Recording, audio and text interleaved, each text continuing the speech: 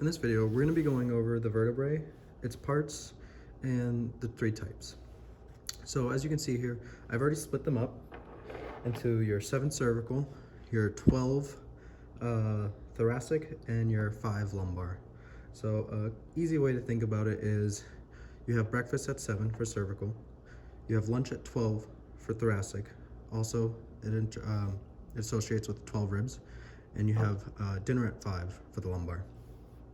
So first thing you want to do is distinguish them all out, and the easiest thing to do is just eliminate cervical. So all cervical have these transverse meaning side, foramen, so transverse foramen on the sides. So foramen holes, so side holes.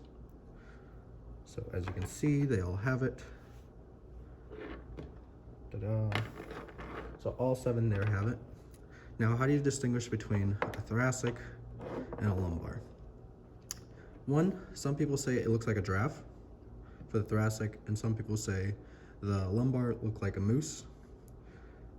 I find it to be so, but you may not. So I think one of the easiest ways to determine the difference is these facets here are very secluded in the thoracic, and they're not so in the lumbar, as you can see here.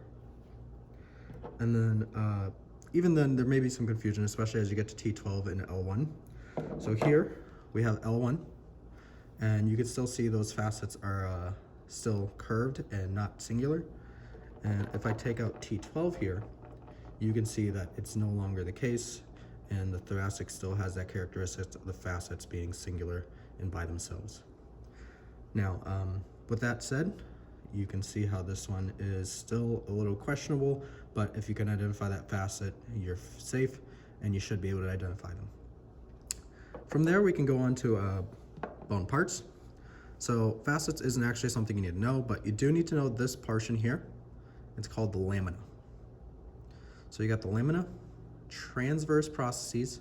So remember, transverse sides, processes is a projection, transverse processes, and then spinous processes. So that's the one you feel on your back and what they palpate. So again, transverse processes, lamina, spinous process. And if we come around here, this whole thing here, we're just gonna call the body. And here, this hole is where your spinal cord will go through, especially as all the vertebrae are stacked, and that's called the vertebral foramen. So vertebral as in vertebra, foramen hole of the vertebrae.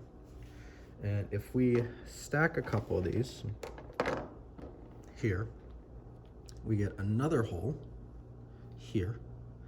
So that's going to be called the intervertebral foramen. Inter meaning between, vertebrae, hole. So intervertebral foramen.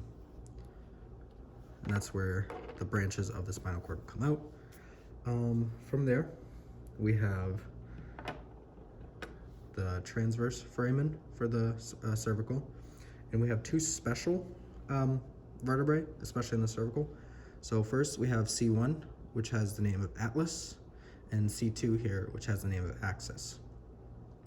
Atlas, as you can see, has no definitive body, and axis here, you can see has a little projection, and we're going to call that dens. So the axis has the dens, and then the atlas, which is C1, is going to sit on it, and it's going to allow it to pivot. So again, to go through all the parts, cervical have the transverse foramen, and everything has the same characteristics of having a body. Vertebral foramen, when stacked, an intervertebral foramen here,